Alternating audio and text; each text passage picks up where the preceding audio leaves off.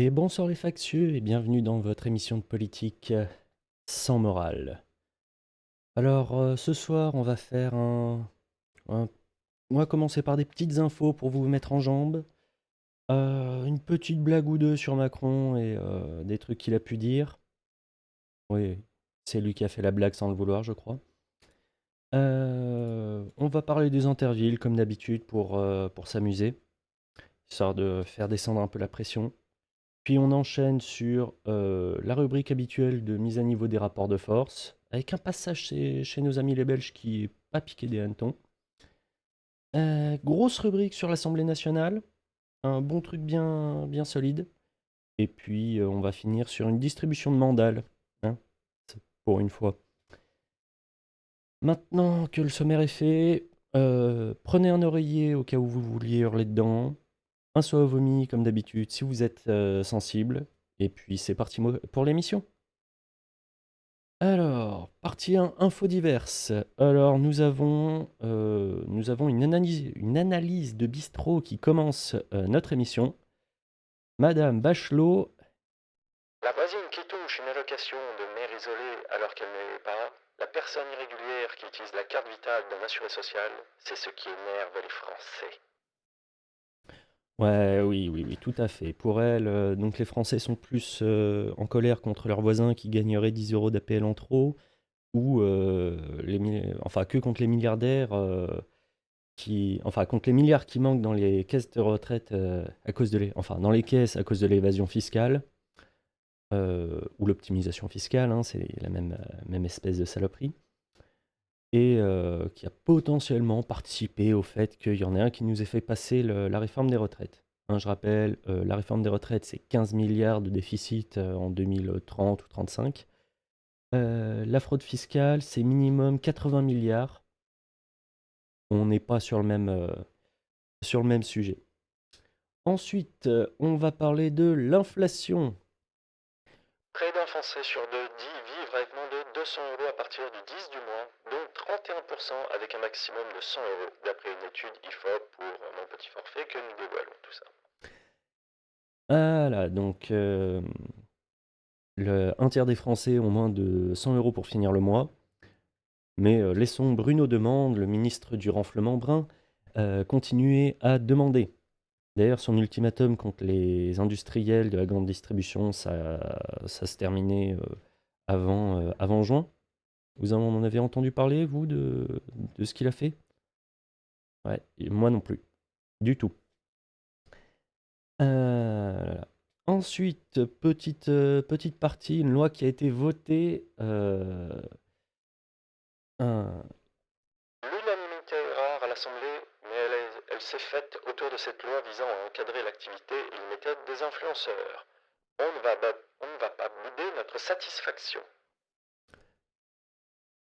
Ouais, alors moi j'attends surtout les décrets d'application, euh, parce que pour l'instant, je vois surtout enfin une loi qui va être pour la forme, mais pas pour le fond. Enfin, ça fait un effet d'annonce, mais je me méfie de plus que l'effet d'annonce.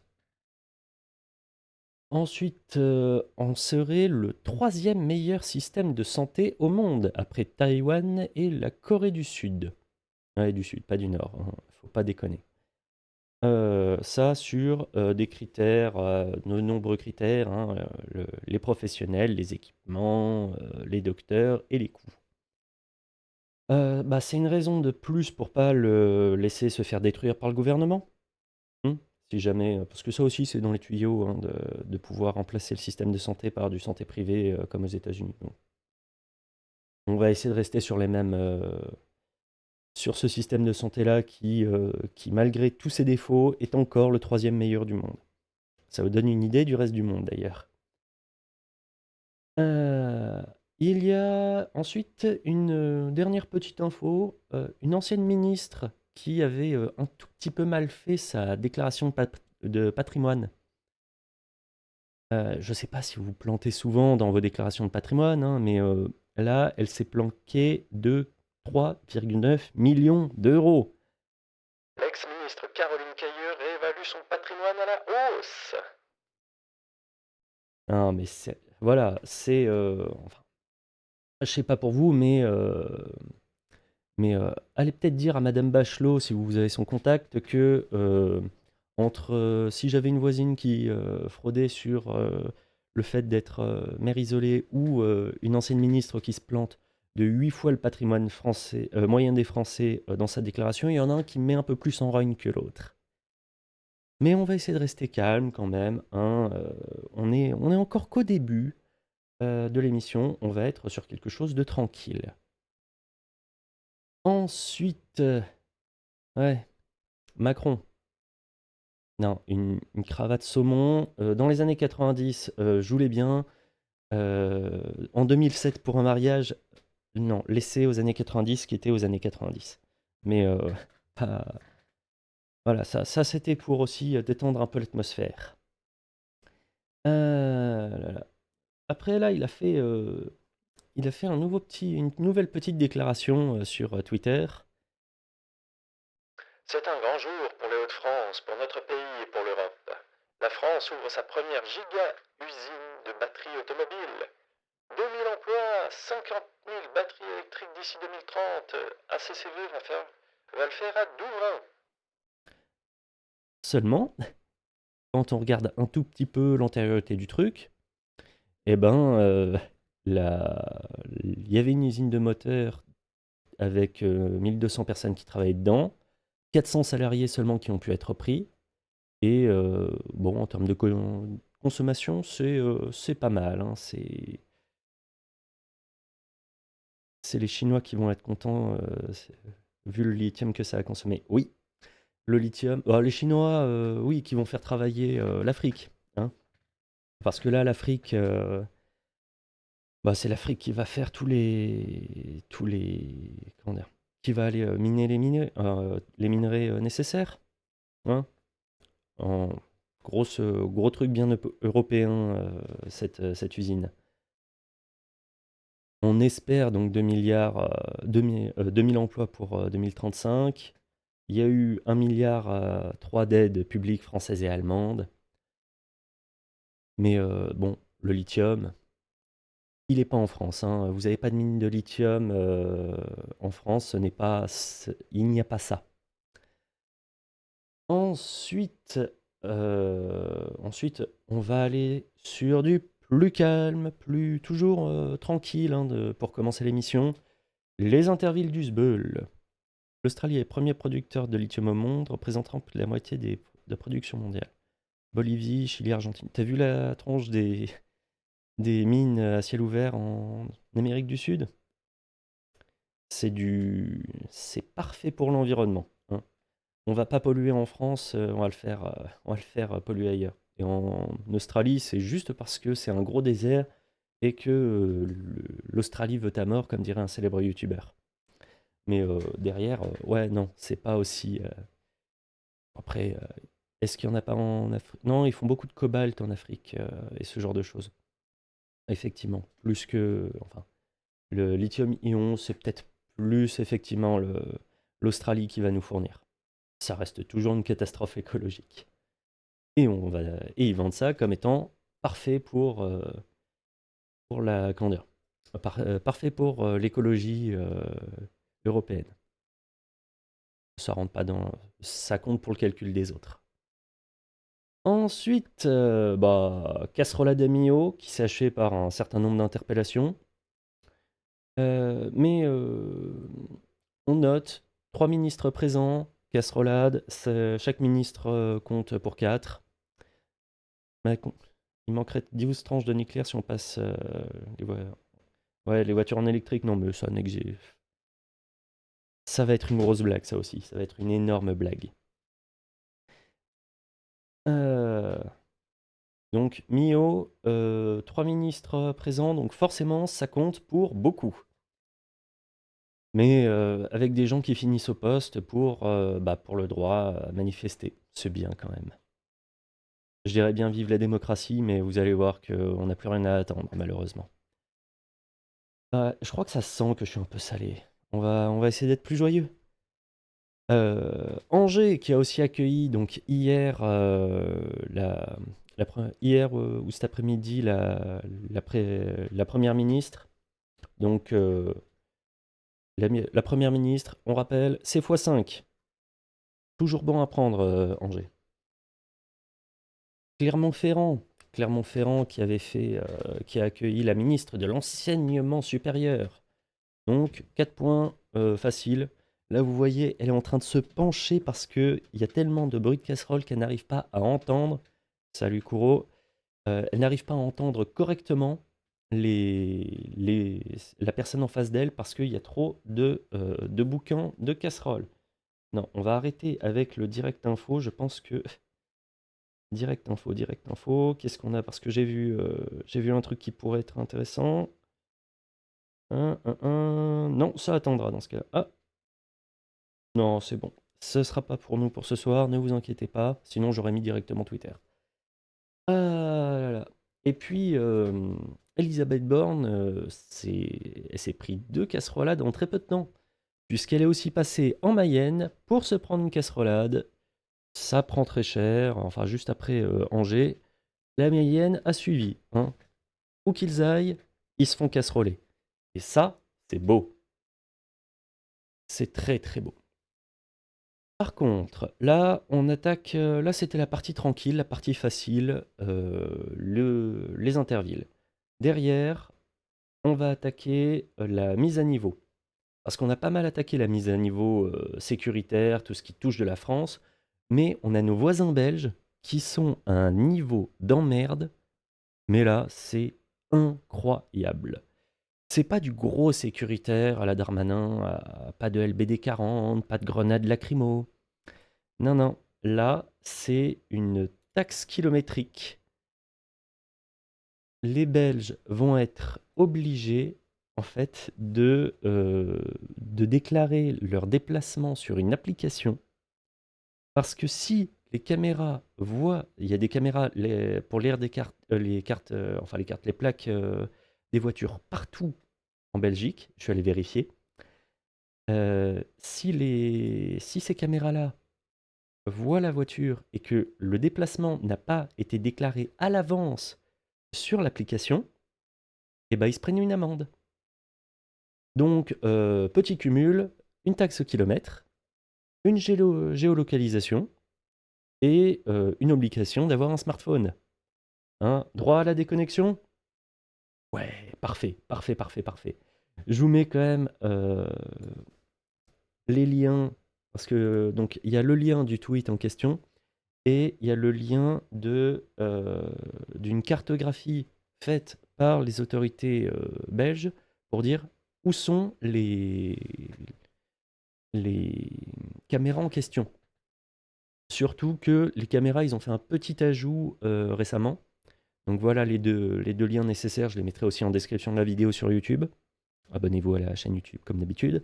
Mais en novembre, il parlait d'en rajouter 2000 de plus des caméras, justement pour vérifier que les gens, ben, normalement, c'est des trucs qui permettent de flasher les automobilistes, ce genre de choses. Là, c'est ouais, la liberté de se déplacer, comme tu disais, Kouro, c'est mort. Si vous voulez utiliser votre voiture, ça sent le cradi, ouais, le crédit social à la chinoise. Mais ouais, un peu le cradi, un peu le crade, très très crade. Et si c'est la Belgique qui le met en place, je dis, je me dis que ça va pas tellement attendre pour finir en France. Hein. Faudrait pas de... Là, ça va donner des idées absolument terribles à Darmanin. D'ailleurs, on va revenir en France après ce magnifique petit passage chez nos amis belges. Qu'on salue, hein, si vous connaissez des Belges, vous pensez à leur transmettre ça. C'est le PTB, je crois, donc le parti gauche en Belgique, qui veut faire éviter cette loi. On va voir s'ils y arrivent, mais vu l'état des démocraties en France en ce moment, enfin en Europe en ce moment, je pense qu'ils vont se prendre la douille. Déjà qu'ils n'avaient pas réussi à faire arrêter leur augmentation d'âge de la retraite, hein, il faudra pas aller en Belgique. Mais oui, pour revenir en France, on avait parlé, pas mal des JO, non, ça existe plus, tu vas voir. Mais revenir en France, on avait parlé des JO, on avait parlé du fait que des gens s'étaient inscrits sur les listes de bénévoles et ils comptaient ne pas y aller. Et bah là, en fait, comme il y a pas assez de bénévoles, même avec les faux et cetera, la Cour des comptes demande à ce que ceux qui comment dire? Elle suggère de faire appel non pas à des gens, payés pour l'occasion, des CDD, CDI, ce que vous voulez, mais à l'armée directement. C'est probablement l'armée qui va gérer les JO pour pouvoir, comment dire? Bah, parce qu'il y a personne qui veut y aller. Même les vigiles, les machins, ils sont en mode: «Non, non, non, on n'ira pas». Bah, en fait, oui, si vous payez pas les gens pour y aller, ils iront pas, hein. Donc au final, ils voulaient pas que ce soit nos impôts qui vont payer, mais en fait, on va utiliser des gens dont le métier n'est pas de faire, ça, pour faire, ça. Bravo, bravo, bravo, bravo. Bon, on se doutait quand même que, l'organisation des JO en France, c'était de la merde, mais pour faire appel à l'armée, c'est que vraiment, vraiment, ils ont rien en stock. Ah et là, commence la partie rubrique législative. Je ne parle toujours pas allemand, Zoxycopathe. Là là. Mais, pour parler, de l'Assemblée nationale, tu traduis ta blague et puis, tu l'envoies. Je la prendrai au vol. Heu, celui qui a déposé on va parler un peu de l'Assemblée nationale. Charles de Courson, qui a déposé la loi pour l'abrogation de la réforme des retraites, s'est fait traiter de Che Guevara de la Marne. Bon, la formule est vraiment d'une débilité abyssale, hein, faut pas connaître Che Guevara, tout ça. On regardera pas la vidéo tout de suite, hein, je veux pouvoir poster celle-ci de vidéo, derrière. Mais, je garde le lien, je garde le lien. Allez, copier et puis on va voir pour le lien plus tard. Hop, contrôle V, c'est fait. Charles de Courson donc s'est fait traiter de Che Guevara de la Marne. Ça a fait un peu, parler, mais ce qui a moins fait parler, mais qui est tout aussi intéressant, heu, non, c'est il.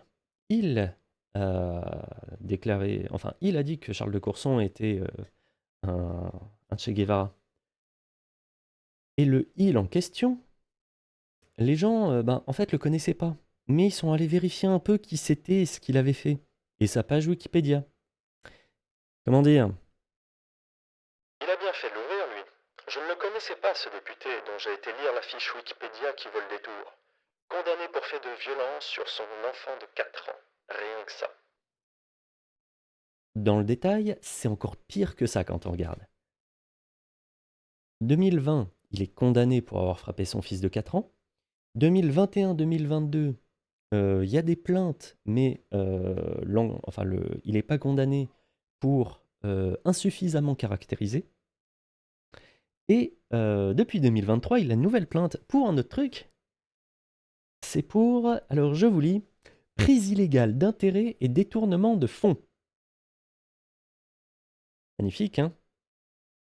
Et ensuite, il veut aller se taper avec Charles de Courson. Là. Et dans sa page Wikipédia aussi que je me suis farci. Non, c'est un LR, c'est un LR. Il y a quelque chose d'encore plus croustillant. Enfin, toute la page Wikipédia, elle n'est pas longue, mais c'est croustillant de partout. Je vous donne notamment le fait qu'il a été soutenu par Édouard Philippe et Gérald Darmanin, mais on voit surtout un de ses assistants parlementaires, bah, c'est un de ceux qui a été condamné dans l'affaire Big Malion. L'affaire de détournement enfin pas de détournement de fonds, j'allais dire des bêtises. De fausses factures pour masquer le dépassement des comptes de campagne de Nicolas Sarkozy en 2012. Voilà, il est extrêmement bien entouré.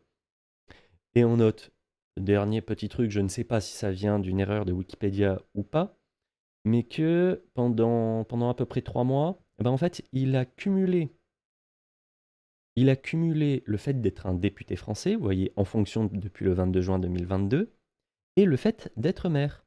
Il est marqué jusqu'au 6 septembre 2022. Ce qui n'est pas tout à fait, ce qui n'est plus du tout autorisé depuis 2017. Et il s'en était plaint d'ailleurs de ne pas pouvoir cumuler les deux en même temps. Mais je suis tout à fait capable de comprendre qu'un député qui doit siéger à l'Assemblée et un maire qui doit siéger au conseil municipal ont le temps de faire les deux en même temps, surtout dans une grande ville comme Rieux-la-Pape. Hein, faut pas déconner, vous avez le temps de faire les deux. Hein, évidemment, évidemment. Qu'il soit au conseil municipal, ça me choque pas. Par contre, qu'il soit maire et en plus député, là, il y a du boulot à faire dans les deux cas. Hein, calmez-vous. Ouais, il râle parce qu'il n'a pas pu cumuler les fonctions. Ensuite, pour en revenir à la proposition de loi, le texte a été présenté hier en commission. Donc, avant le passage à l'Assemblée. Hein. Il y a toujours normalement pas passage en commission, mais là, il y a eu des petits trucs qui font... comment dire? Le vote s'est vraiment déroulé comme dans toute dictature qui se respecte. Pour faire simple,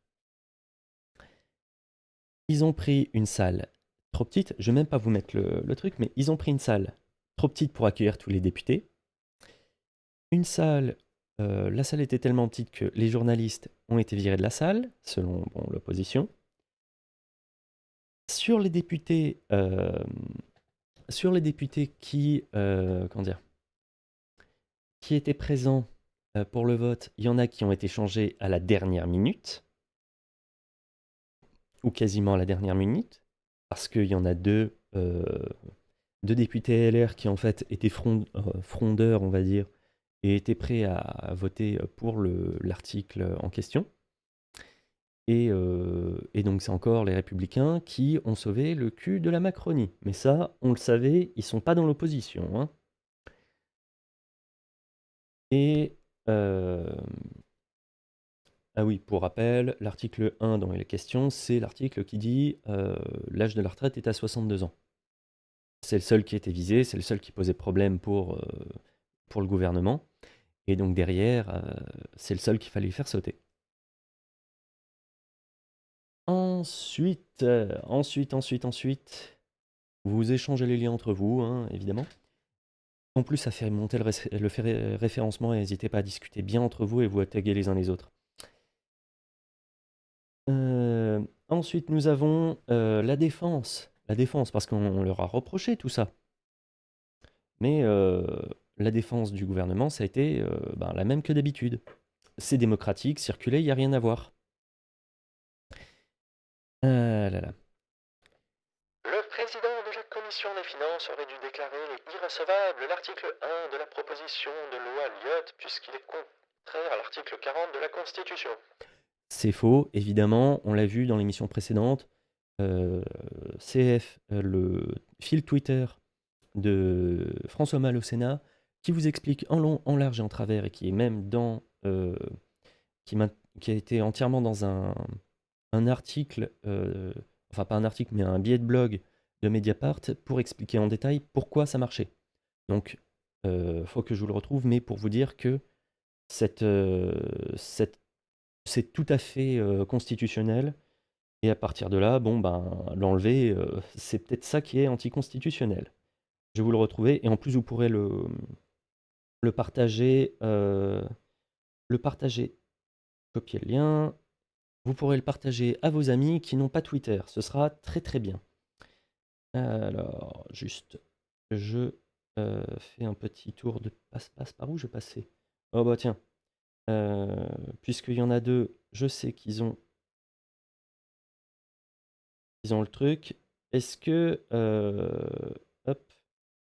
est-ce que, mon cher Kouro, tu peux mettre le lien de l'article de Mediapart dans le chat? Et ensuite, je le récupérerai et puis je le donnerai dans les sources de la vidéo YouTube. Donc, on a Éric Coquerel qui est arrivé et qui a fait passe-passe, Léo. Loin, j'ai du monde sur la corde à linge. Ouais, ouais, parfait. J'adore cette expression. Euh, mais donc, Éric Coquerel, le président de la commission des finances, qui fait ben non, en fait, c'est constitutionnel. Hein. Et puis, Si elle le pensait, elle aurait dû demander au bureau de l'Assemblée de déclarer l'irrecevabilité de cette proposition de loi, puisque le Conseil constitutionnel exige qu'il soit procédé à un examen systématique de la recevabilité financière des propositions de loi antérieurement à leur dépôt. donc voilà, c'est pour dire copier l'URL et je le garde pour nos amis qui nous revoient sur YouTube et qui n'ont pas Twitter. Et là, je vais pas leur jeter la pierre. Des fois, c'est très bien de ne pas avoir Twitter. Hein. Vous voyez l'état de mon... Comment dire? L'état de ma santé mentale au fur et à mesure que je fais ces émissions. C'est terrible. Donc, premier et petit tacle très carré dans la forme par Eric Coquerel. Mais on a notre ami du compte Twitter Interville 2023. Si vous avez Twitter, allez absolument suivre ce compte. Il y a eu un vote. Ce vote, il est dans cette pièce avec nous actuellement. J'adore ce compte. Vraiment très qualitatif. Hein. Parce que quel vote a été fait? Le vote en commission, où tout le monde a été changé, qui n'est pas le vote de l'Assemblée, qui là est un vrai vote sur lequel on pourrait discuter? Non, non, je pense pas qu'il y ait eu un vote au sens où on l'entend. Après, comment dire? De toute façon, Charles de Courson a annoncé qu'il va redéposer un amendement pour établir l'article 1er. Et c'est son droit. Et c'est là où ça va mal se passer parce que c'est probablement là où notre cher Yael Braun-Pivet va essayer d'user abusivement de l'article 40. Et donc, résultat, ça va bloquer à ce moment-là. Je vous explique même pas la tronche des manifs qui vont suivre. Ensuite, les affaires de l'Assemblée. On a le député LFI Thomas Porte, ou Portes, je ne sais plus comment ça se prononce, qui a publié la liste des députés qui ont voté pour la suppression de cet article. Ce qui a fait beaucoup chouiner dans le gang Renaissance et à l'UMP. Incitation à la haine et à la violence. Dans quel but ce message? Délation, mensonge, tentative d'intimidation sur les élus de la République. Soit il ne sait pas ce qu'il fait et c'est grave, soit il sait très bien ce qu'il fait et c'est encore plus grave. Eh bah oui. Eh bah oui, il n'assume pas. Il n'assume pas. Après la publication des noms des députés qui ont voté contre l'abrogation de la réforme des retraites, une élue Renaissance parle de dégoût. Apparemment, ces députés n'assument pas leur choix. Élus du peuple, ils n'assument pas de voter contre sa volonté. Le peuple n'a pas le droit à cette transparence alors même qu'il élit ces individus. Ce pays est devenu une macronade d'une puanteur abominable. Voilà. Effectivement, il n'assume pas. Et comme d'habitude, il y a un son. Il y a un son, je vais baisser un peu le son parce que vous devez entendre un sifflement.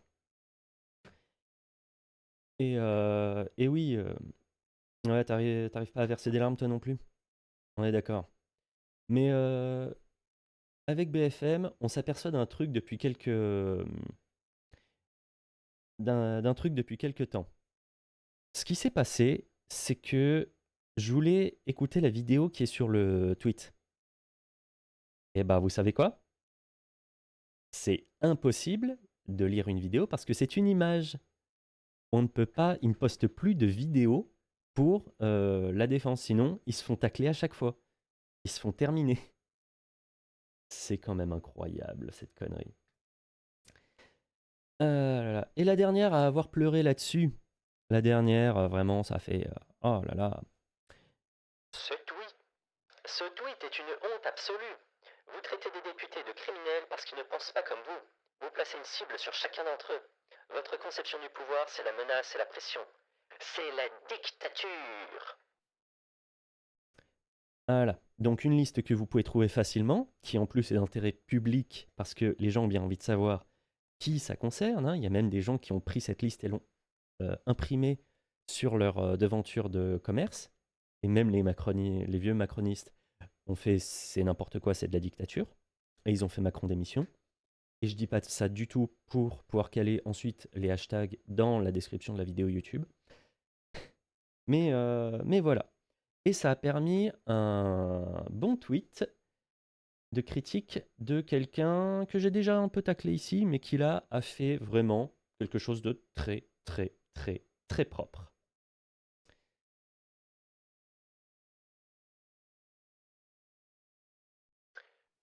La dictature, c'est d'informer le public des votes à l'Assemblée nationale.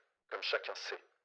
Moi qui croyais que c'était la répression policière omniprésente ou encore le court-circuitage de la séparation des pouvoirs. Je devais être mal informé. Un Mondrian que j'ai peut-être taclé une fois ou deux ici. Là, je te tire mon chapeau. Mais je vais le reprendre très vite. On va faire un petit sujet derrière. Je lui tire, mais il y a quand même des trucs où c'est pas si gentil que ça.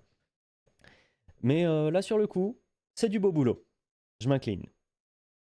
Et en plus, ça me permet de discuter pendant 2 minutes de plus avec quelque chose de pertinent.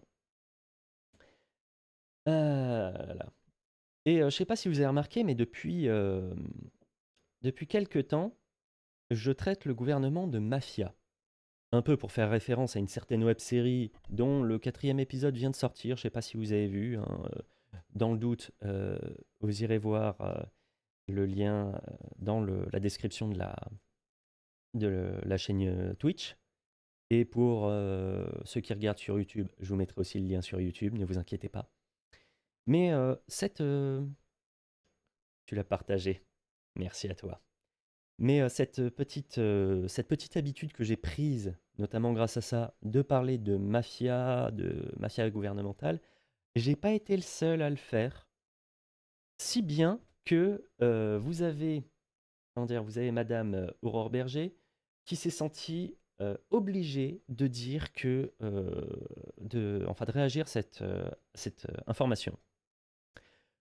On n'a peur de rien, assure la députée macroniste Aurore Berger, interrogée ce matin sur BFM. Hier, l'opposition l'a accusé la minorité présidentielle d'être dans une dérive mafieuse, en faisant tout pour empêcher le vote des députés sur la réforme des retraites. Voilà, donc il y a plein de gens qui commencent à dire que c'est une mafia gouvernementale, des dérives mafieuses, tout ça. Et ben j'en suis très content. Et en plus j'ai l'antériorité, mais je vous fais pas payer les droits. Par contre, ça me donne une idée de campagne de com. Ce sera parfait. Définition: association secrète d'origine sicilienne servant à des intérêts privés par des moyens illicites et recourant à la violence. Oui, mais ça va me permettre de faire quelque chose d'intéressant, c'est de vous demander, mes très chers viewers qui sont très actifs, vous connaissez la différence entre un gouvernement et une mafia en termes sociologiques? La différence, l'unique différence entre un gouvernement et un système mafieux, c'est que le système mafieux n'est pas institutionnalisé. Tu n'as pas l'élection, ça rentre pas en compte. C'est simplement que les États, les gouvernements se sont institutionnalisés, se reconnaissent entre eux. Une mafia va appliquer exactement la même chose, va demander un impôt, le pizzo, et derrière va faire de la protection, va faire de la loi, va établir les règles, les 3 pouvoirs dont on parle régulièrement. La mafia va remplir exactement les 3 mêmes rôles. Elle va occuper le pouvoir. Mais entre les deux, il n'y a que le côté institutionnalisé qui change, en termes sociologiques, hein. Après, il y a plein de choses sur lesquelles ça change, mais vous pouvez avoir autant de différences entre des gouvernements entre deux gouvernements qu'entre un gouvernement et une mafia. Est-ce qu'il y a plus ou moins de différences entre le gouvernement pas français, bon, c'est une connerie, mais entre un gouvernement, mettons, démocratique Quel est le gouvernement le plus démocratique qu'on peut trouver là? Peut-être euh, ah, c'est dur quand même d'en trouver un. Mais mettons les Allemands, disons qu'ils sont très bien. Je crois que c'est le cas un peu. Mais mettons, entre le gouvernement allemand et le gouvernement de la Corée du Nord, est-ce qu'il y a plus ou moins de différence qu'entre le gouvernement de la Corée du Nord et n'importe quelle mafia sicilienne ou autre? Je suis pas sûr. Je suis pas sûr là pour le coup. Ah là là. Et donc résultat, cette petite citation d'Aurore Berger a permis un autre tweet d'Interville 2023, donc Interville Macron. Vraiment, si vous êtes sur Twitter pour raison X ou Y, allez voir ce putain de compte Twitter, c'est magnifique. On n'a peur de rien. On n'a surtout pas peur de la démocratie et du vote. Fabuleux contre son camp. Parce que oui, effectivement, vous n'avez pas peur de la démocratie, vous n'avez pas peur du vote. Bah, vous mettez soit en référendum, soit vous laissez aller en vote à l'Assemblée. Parce que c'est ça le vote, hein, pas le vote en commission. Ah, derrière. Euh, alors, ah oui, j'ai bien avancé quand même, hein. Je suis allé plus vite que ce que je pensais. Ah, merde, mon ir. Ah oui, non, mais là, ironiomètre, tout ce qui est ironie, laissez tous les détecteurs à sarcasme dans un coin, parce qu'ils vont tous exploser à la suite, hein. Euh,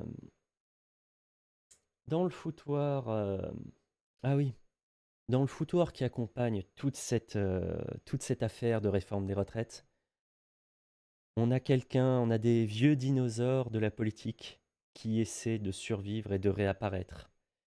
Mesdames, mesdemoiselles, messieurs, bon là c'est surtout messieurs, je sais, mais mesdames, mesdemoiselles, messieurs, laissez-moi vous présenter le dinosaure qui est sur le retour. Vous n'êtes pas prêts?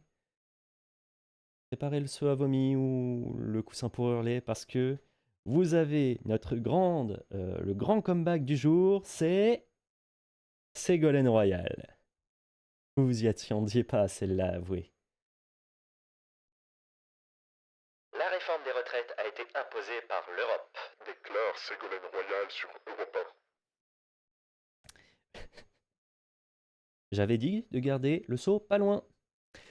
Mais donc, résultat, Ségolène Royal qui arrive et qui dit c'est l'Europe qui impose la réforme des retraites.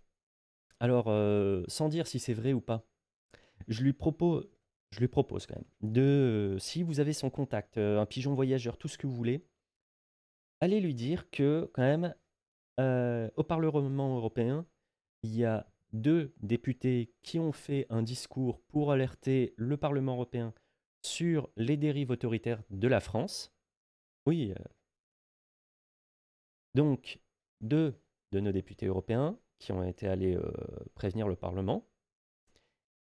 Alors, soit leur action ne sert à rien et on va voir ça dans quelques mois, c'est probablement ça, soit le Parlement européen va agir.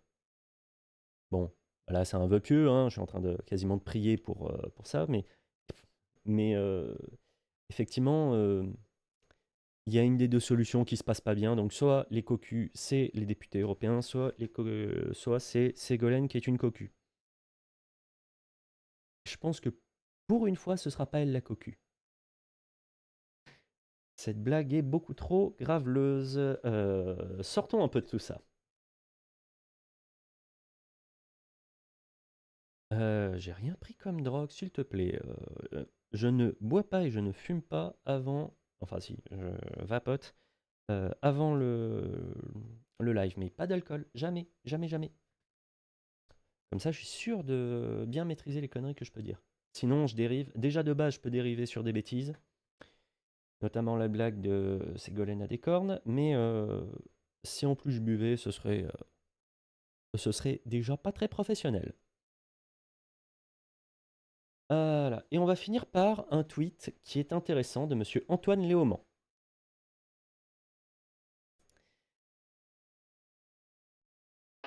si Mélenchon était au pouvoir. Il empêcherait l'opposition d'amender, il ferait passer en force son programme bolchevique par 49.3. Ceux qui ne seraient pas contents, il leur enverrait la police. Ce serait le Venezuela, Cuba, l'URSS. Ouf, c'est Macron le président. Et effectivement, c'est intéressant. Donc là, ça marche pour Mélenchon, mais imaginez que soit Mélenchon, soit Le Pen, soit n'importe quel candidat en dehors du centre mou qui va du PS à l'UMP.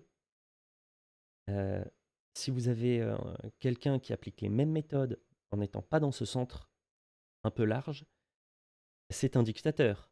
Nous sommes d'accord.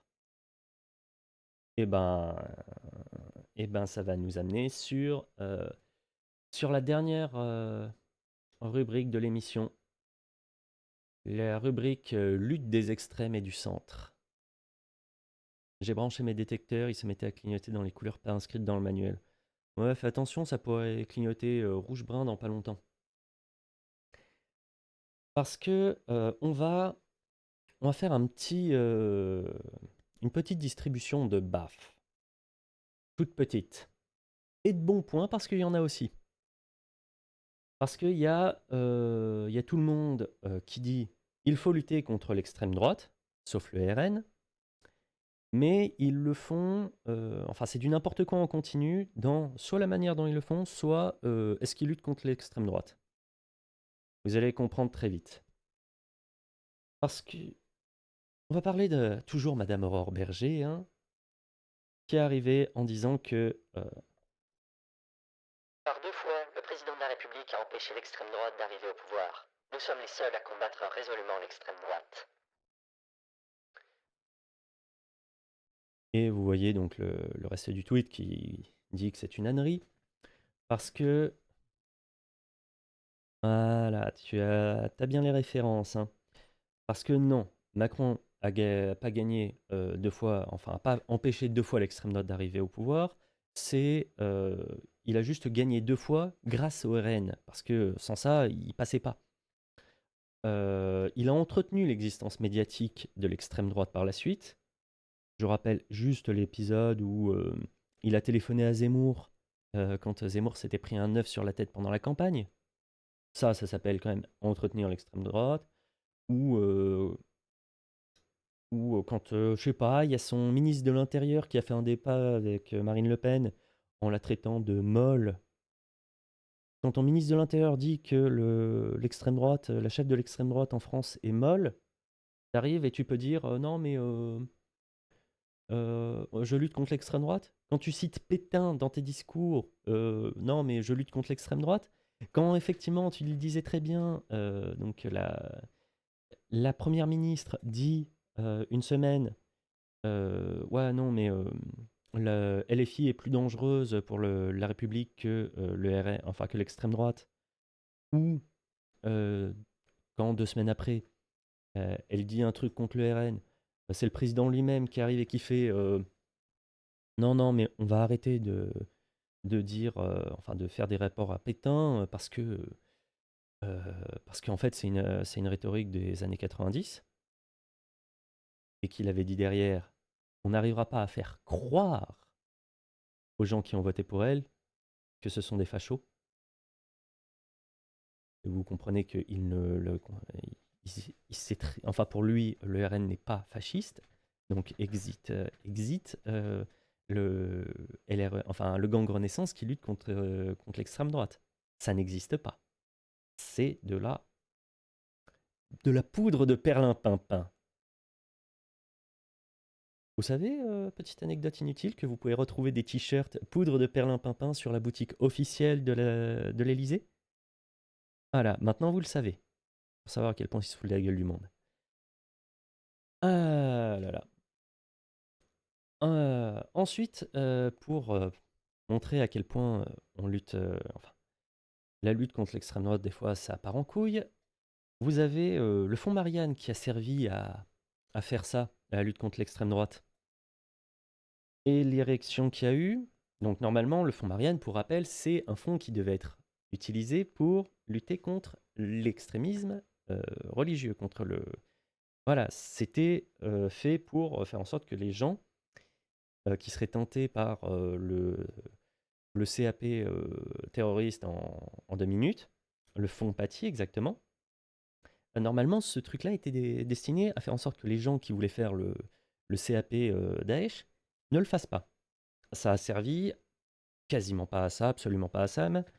Ça a servi à faire des vidéos contre la gauche, et enfin l'extrême gauche et l'extrême droite, grosso modo. Non, même contre la gauche tout court, puisqu'ils ont fait des vidéos contre Saccage Paris, donc pour taper sur Hidalgo. Ça servait pas à grand chose, elle a fait, enfin, vu le 0,5% qu'elle a fait. Mais donc voilà, le fonds Marianne a été détourné et a été utilisé pour lutter contre l'extrême droite. Je regarderai peut-être le sketch de Walidia. Mais donc, ce fonds, quand la gauche, ou certaines parties de la gauche, a voulu critiquer l'usage de ce fonds, La raison pour laquelle un financement public d'une telle ampleur a été accordé à des associations quasi fictives est idéologique. Il s'agissait de partager une vision anti-radicalisation qui renvoie dos à dos islamistes, RN et woke, tous des identitaires. De cette manière, il s'agissait de faire du Fonds Marianne un outil d'attaque envers les progressistes et, in fine, de se servir de la lutte contre la radicalisation, le complotisme, la désinformation, le séparatisme, comme un outil de criminalisation des combats d'émancipation. Je suis étonné qu'on se scandalise de contenu politique. L'entièreté de ce financement est politique puisqu'il s'agit de choisir une mouvance idéologique qui a œuvré ces 10 dernières années à renvoyer dos à dos les extrêmes et s'est mise au service du pouvoir. donc là, ce qui me saoule avec... Donc vous notez en plus, j'ai flouté, anonymisé l'intégralité des tweets, parce que la personne en question est connue pour attaquer et traiter de misogyne, de tout ce que vous voulez, toute personne qui ferait une critique de son travail. Donc là, je ne m'intéresse pas à la personne, je m'intéresse à son discours. Là, la personne, elle est en train de dire, elle dit pas, c'est une honte que le fonds Marianne ait été fait pour attaquer des politiques opposés au gouvernement plutôt que taper contre l'islamisme. Elle dit, bah en fait, le fonds Marianne il est servi à nous attaquer nous aussi, et c'est pas gentil.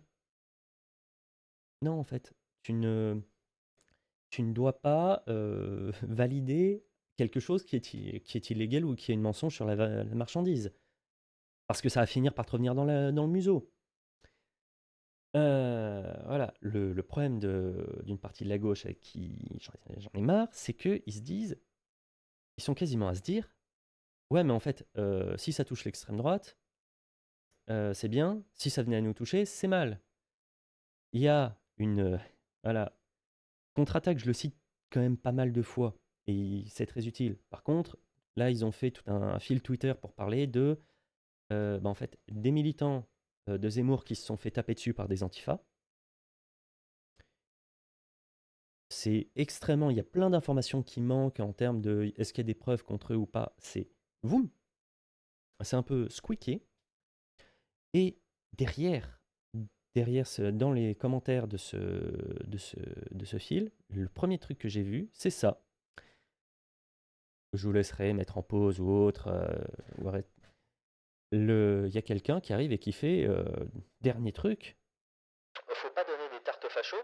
Pourquoi tu tiens tant à prendre le parti des fachos?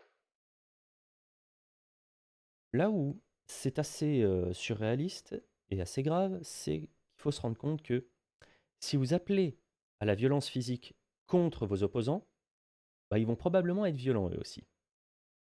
Si vous appelez ou vous validez des méthodes illégales contre vos opposants, ces méthodes vont vous être appliquées.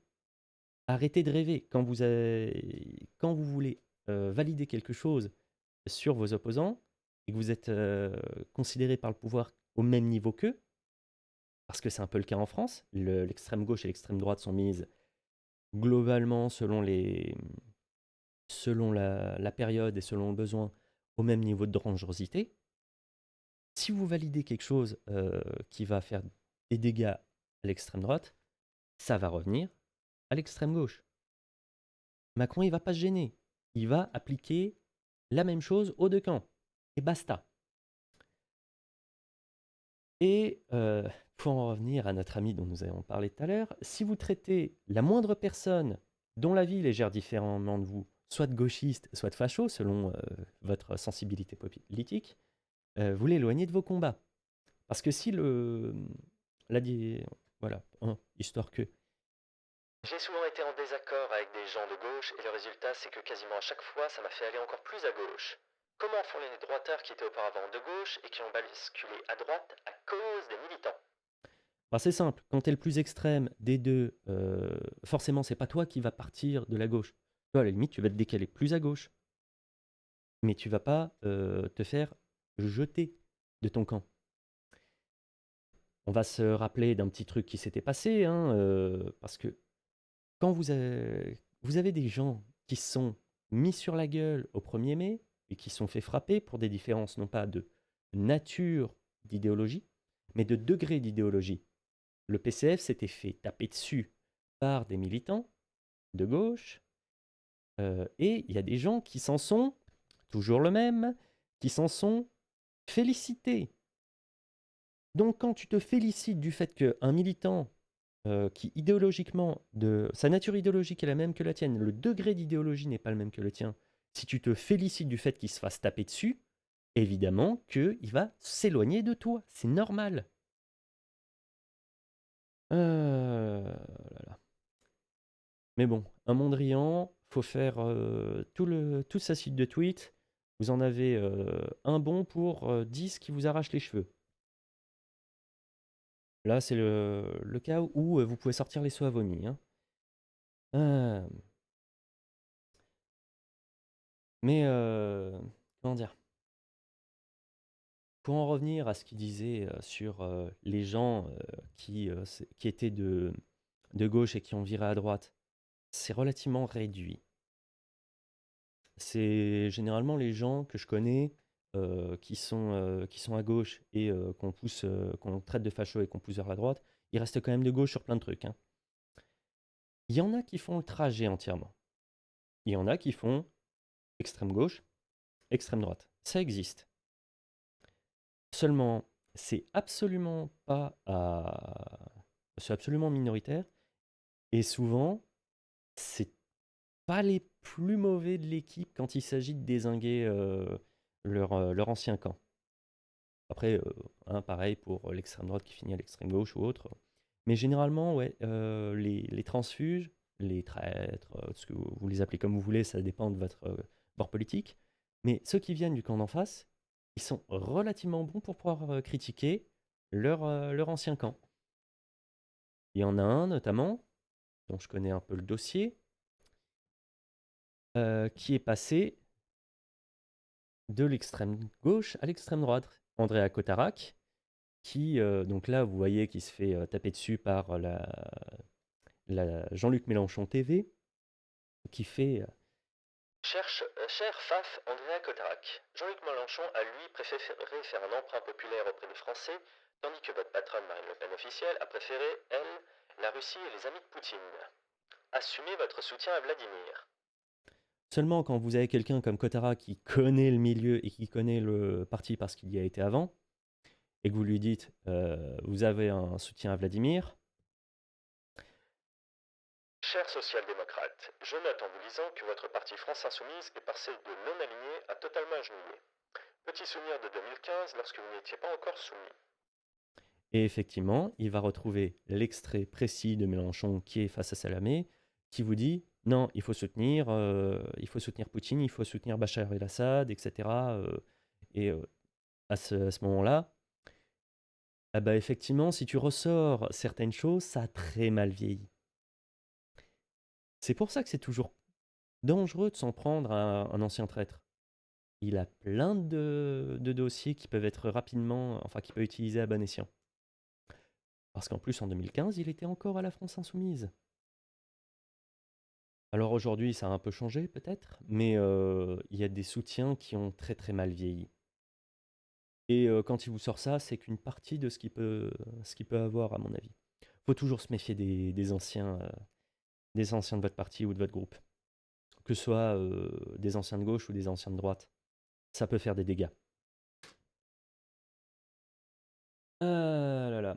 Alors, là, c'est un peu pour les tartes que je voulais donner.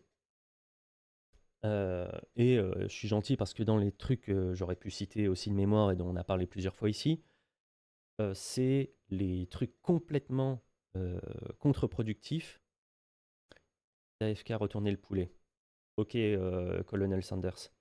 Mais dans les trucs qu'ils ont utilisés, qu'ils ont failli mettre en place à gauche et qui auraient été contre-productifs totalement, c'est la fois où ils ont essayé de faire une proposition de loi pour le fichage des opposants, enfin des sympathisants d'extrême droite. La seule chose que. Ouais, c'est LFI qui avait proposé ça, et la seule chose que le RN avait fait, pour rappel, c'est mettre un amendement. Ok, ouais, d'accord, on fiche les sympathisants d'extrême droite, mais on fait la même chose pour l'extrême gauche. C'est une pure.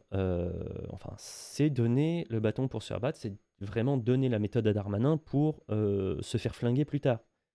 Ils ont donné le. Enfin, vraiment, ils ont donné un pistolet chargé et ils se sont dit ça va jamais nous retrouver. Enfin, on met un pistolet chargé au milieu de la table et ça va jamais nous retomber dans la tronche. Euh, Bon, et avec tous ces petits trucs de il faut pas faire ça, il faut pas faire ça, je suis un donneur de leçons, quelles sont les solutions? Eh ben, pour nos amis politiciens, il y a des solutions très simples. Premièrement, il faut donner des bons arguments.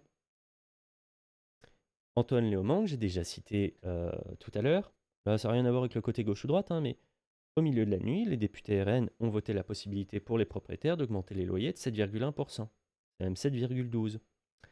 Ils ne défendent pas les pauvres, ils défendent les riches. Et là, effectivement, quand on est avec la connaissance des votes, enfin du socle électoral du RN, ben, comme c'est majoré, enfin, il y a énormément d'ouvriers, quand vous allez dire aux ouvriers, le RN, il a voté ça pour, et ça va pas du tout dans votre sens, et vous votez pour ces gens-là, et vous soutenez ces gens-là, effectivement, le militant de base euh, qui vote pour avoir plus de thunes à la fin du mois, il va peut-être se dire que bah, qu'en fait, c'est pas le meilleur cheval. Parce qu'il faut se rendre compte que traiter le. Enfin, je vous dis ça à gauche, hein, mais traiter les gens de. Ce sont des racistes, des fascistes, des machins, ça sert plus à rien. Si ils ont pas. S'ils ont voté pour Marine Le Pen, alors que ça a été dit 10 milliards de fois pendant la campagne présidentielle, c'est pas cet argument-là qui va les faire changer d'avis. Par contre, l'argument qui va toucher à leur économie, et qui va leur dire, bah en fait, ils vont vous la mettre dans le cul, ils vont voter exactement la même chose que Macron, mais ils vous diront qu'ils vous protègent, ça peut les toucher. Ça, c'est bien. Et en fait, ça va ramener sur un autre tweet, et on va m'accuser d'être de gauche ou autre, mais bon, même lui, il va se faire traiter de rouge-brun à force, mais il y a quelqu'un qui s'est dit, on va faire quelque chose d'intelligent. La gauche doit parler à tout le pays, pas seulement à sa fanbase, estime l'insoumis François Ruffin.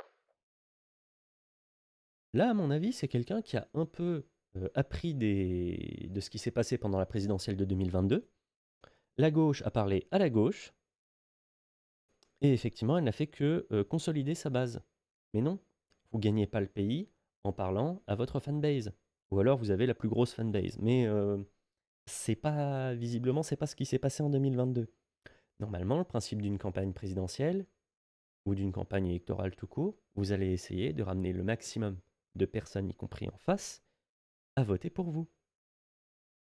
Vous n'allez pas juste garder votre, votre fanbase. Sinon, vous faites le score de François Asselineau, vous faites le score du NPA, de Lutte ouvrière, et quand vous échouez à garder juste vos électeurs, et ben vous finissez comme Anne Hidalgo, derrière Jean Lassalle. Ouais, mais de ce côté-là, il a raison puisque ça s'est pas The Psychopath, ça s'est pas fait en fait en 2022 de parler à autre chose que la fanbase de gauche. Moi, j'ai été au meeting de Mélenchon à Lyon pour aller observer. Il a parlé à sa fanbase. Il a parlé, il a parlé à sa fan. Ouais, mais le tout, c'est de l'appliquer. Et comme François Ruffin, c'est le prochain à être présidentiable à LFI, bah, s'il peut l'appliquer, c'est pas mal. Euh, euh,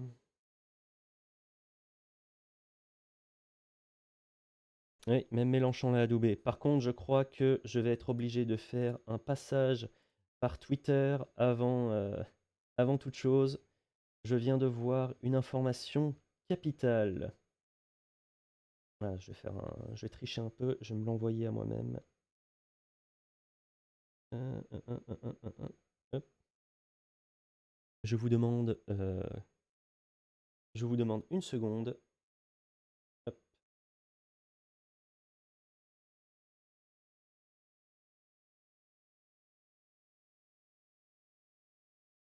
allez, hop,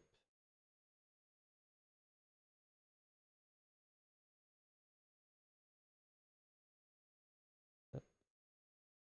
Je suis désolé, ça prend un tout petit peu de temps. Et on va pouvoir regarder cette magnifique information en direct.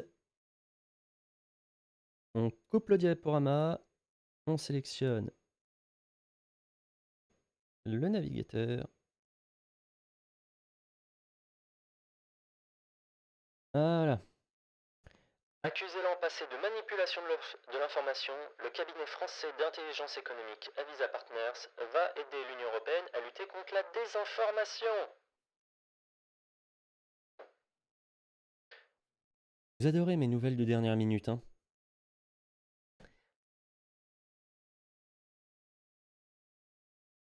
Suivi, le géant de l'intelligence économique et de l'e-réputation, déjà mis en cause dans la presse pour ses opérations de manipulation de l'information, est dans le viseur des deux principaux services de renseignement français, la DGSE et la DGSI. Voilà. Donc, on va utiliser des manipulateurs d'information pour faire de la lutte contre la désinformation. Et là, ça revient sur notre émission précédente. Qui c'est qui dit si c'est une fake news ou pas? Parce que de ce côté-là, on peut se dire que les anciens voyous sont des très bons flics derrière, hein. On peut penser à certains exemples historiques, avec un certain Vidocq, avec ce genre de choses. Mais quand vous avez, euh, quand vous avez un truc comme la désinformation, et on voit avec le temps que c'est très compliqué euh, d'avoir un truc sur oui, mais c'est ça. Alors, ils vont peut-être la détecter ou juste là, ce qui va se passer, c'est qu'ils vont te dire que c'est une fake news, sachant que leur truc n'est pas de produire de la fake news, visiblement, c'est de manipuler l'opinion. C'est légèrement différent, si tu vois la différence. C'est qu'ils disent pas Macron enfin, va rendre les Français immortels. Ils vont dire sous le règne de Macron, il y a telle chose qui a pu être évitée, telle chose qui a pu être éradiquée. Alors que c'est pas forcément vrai, et puis ça vient pas du fait de Macron. C'est un exemple au hasard, hein. Donc tu manipules l'opinion, tu ne la désinformes pas. Et là, ils vont arriver, ils vont faire, on va vous présenter ceci comme étant vrai, et donc résultat, on va juste dire ce qui est vrai. Et c'est à mon avis là que ça va être compliqué, c'est qu'ils vont décider de ce qui est vrai, et de comment asseoir ce qui est vrai, mais ils vont pas plus trouver un moyen de désinformer les gens, d'informer les gens et de lutter contre la désinformation. Ils vont juste sélectionner la manipulation d'informations qui leur conviendra. Et à mon avis, c'est quelque chose dont on va devoir vraiment se méfier dans les prochaines années. Bon après là, donc c'est pour l'Union européenne. Bon après, qui a confiance en l'Union européenne? Oui, voilà, maquiller la vérité. Comme disait l'autre, on peut violer l'histoire à condition que ce soit pour lui faire de beaux enfants. C'est une vraie citation, enfin un vrai dicton d'historien, ça, hein. Ou de propagandiste. Ah là là. Bon, ça va être la fin de l'émission. Comme d'habitude, si le programme vous a plu, pensez à le partager sur les réseaux sociaux, que ce soit le rediff sur Twitch ou le rediff sur YouTube. Les rediffs sur Twitch ne durent encore que pendant une semaine, hein. Une fois que j'aurai plus de monde qui me suivra, ça restera plus longtemps et je pourrai les garder et vous pourrez partager ça plus simplement. Mais là, vraiment, toutes les informations importantes, je les mets sous la description sur YouTube parce que sur Twitch, ça reste pas. Vous pouvez inviter vos amis à rejoindre la faction et n'hésitez pas à m'envoyer aussi des nouvelles dont je pourrais parler. Je l'ai fait plusieurs fois, pas cette fois-ci, mais la fois d'avant et la fois d'avant encore, encore d'avant, il y a une semaine, je l'avais fait. N'hésitez pas donc à m'envoyer tout ça. Je vous retrouve lundi pour faire le dernier live avant la grande manif. Oui, c'est ça, la manif est mardi. Donc n'hésitez pas à aller aussi en manif mardi. D'ici là, vous prenez soin de vous. Vous partagez tout ça sur les réseaux, Twitter, Instagram, YouTube, tout ça, tout ce que vous voulez. Vous prenez soin de vous et vous restez factieux. Allez, ciao tout le monde.